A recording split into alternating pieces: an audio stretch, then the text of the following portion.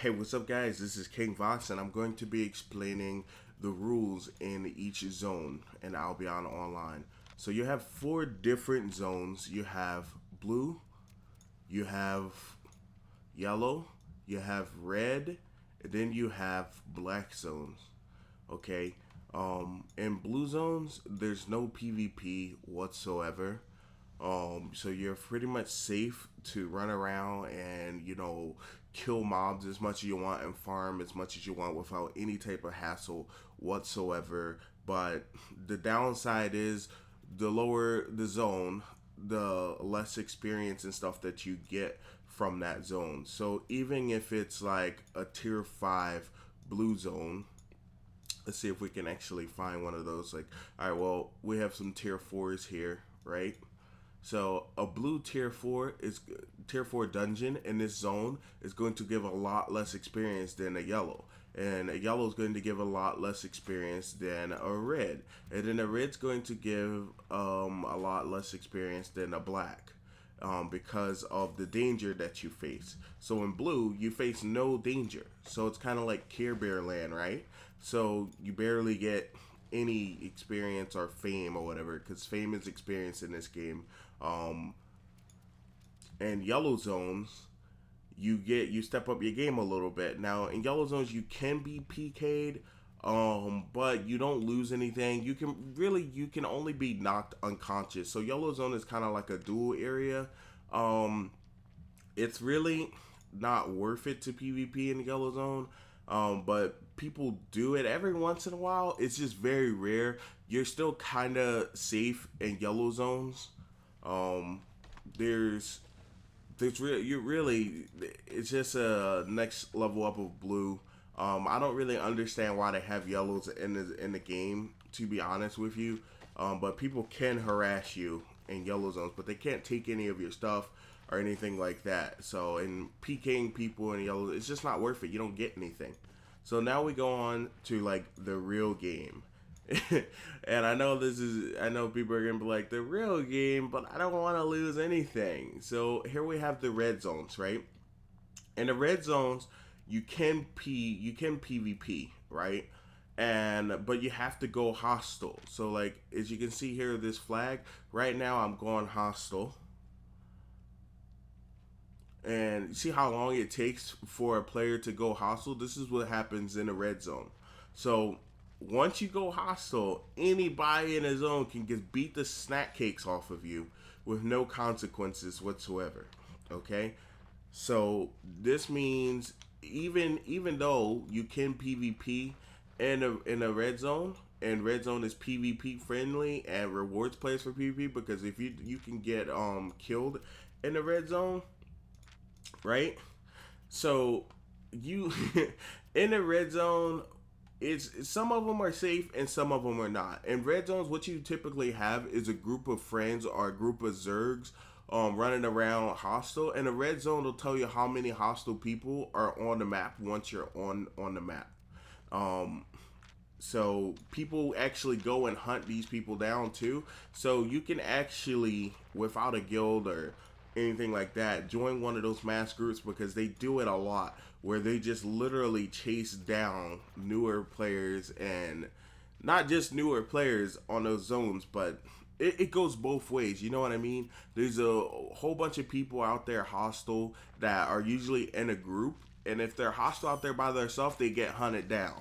So it's kind of like cops and robber situation in red. All right, but people don't really understand the difference between black and red and all these other territory colors. So that's what I'm going to get into next. I'm going to tell you guys a little bit about black. Now, black is the most rewarding content in the game.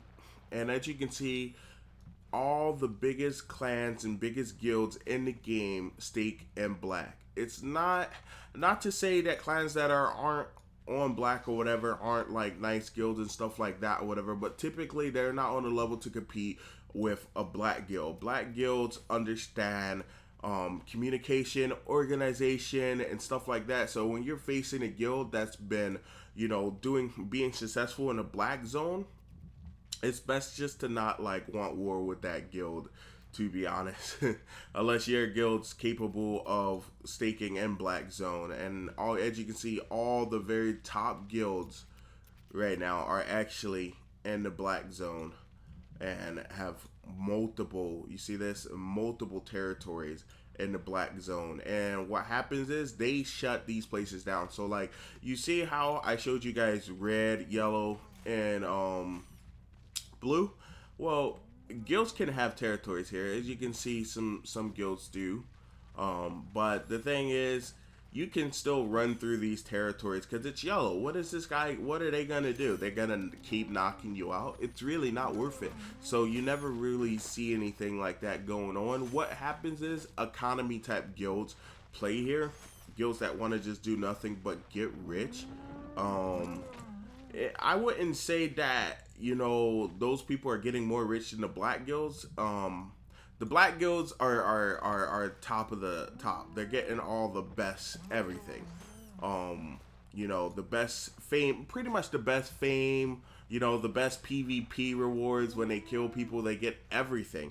And there's no penalties. Another difference between the black and red zone is, in the black zone, it doesn't show how many hostiles are in the zone.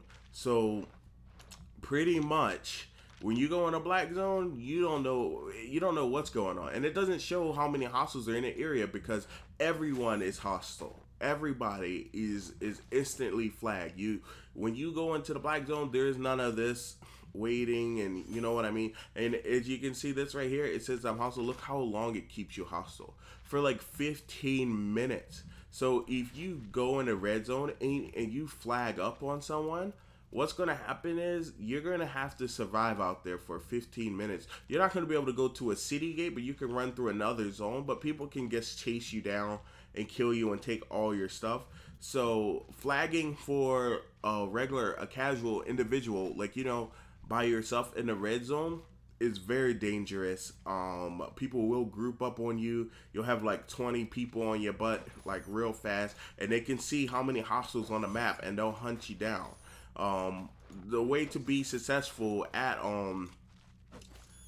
PvPing in red, like say like you want to kill people and take their gear and stuff like that, is to join up with a guild that does that type of stuff, like a mercenary guild or an assassin guild or something like that, and you guys can go out there and make tons of profit.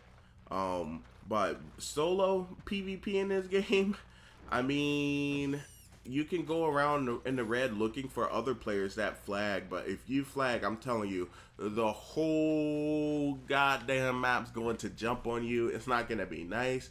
My first time flagging was a wake-up call that I shouldn't be playing in the red zone alone. I had literally had about 400,000 worth of silver and stuff on me, and I flagged up on this one guy because he was pissing me off in this area when I was trying to he kept mining the same blocks as me. I mean, or smashing the same rocks as me. As you can see, you can smash rocks here. That's what I do on my main account as my primary gatherer. I gather stone. And this guy was pissing me off. He was grabbing all my stone. I'm like, alright, I'm flagging up on this fool. I flagged up, man. I had like 60 people on me. Like, it was so crazy. So, yeah. If you want to be hardcore and, you know, you come into Albion, you're a very hardcore player, I suggest joining a black guild.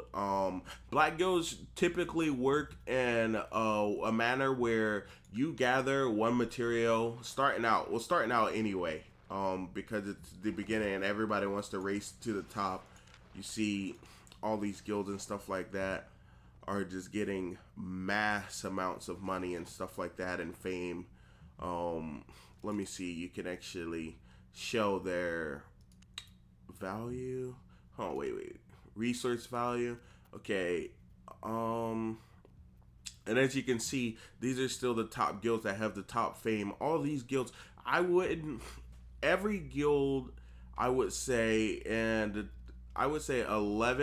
and up, these guilds are literally all black guilds, black zone guilds. And then once it starts getting down here, these guilds are probably like, I would say early black zone, maybe red zone or something like that. Casual black black zone guilds down here all the way to like 40, and then probably like 41 and down, you probably got like, you know, your economy guilds, which actually have guild islands. And I don't really understand that part yet because I haven't been in a guild that had a guild island. Like all the guilds that I've been in 2 guilds so far. One I'm still with, but they were both in black zones. So we just like massacre black zones, and you get a crap load of fame and stuff like that from being in those guilds. So if you want to be hardcore, this is kind of an idea of where to, you know, when you're looking for a guild, where to know that. What the hell, what is going on here? This is a perverted map right here. Anyway, but yeah, so the more hardcore you think you are, step it up. So if you want to be softcore, stay in blue zone, you know, or a guild that's in yellow zone. I mean, these guilds do venture out to red and black zones or whatever, but mostly red zones. To be honest, the difference between these guilds on the mainland and, you know, with the red and yellow zones and the black zones is the black zone will keep a whole black zone guild will keep a whole area locked. So if a black zone guild owned this map, you probably wouldn't be able to go into this map, to be honest with you. Like, you would literally get wrecked. And if you didn't get wrecked by them, their enemies coming to harass them or whatever in a mass group would wreck you. And they're very organized. If they spot you, they call it out to the whole guild, and whoever's on that map will literally come hunt you down. They do not play nice. Black guilds are very, very, very hostile. And they want your shit. So I hope this helped some people. I know it was a lot more rambling and stuff than information some of you guys say or whatever, but I just do these videos to help friends that you know, that ask for information. So I hope that helped. Peace out.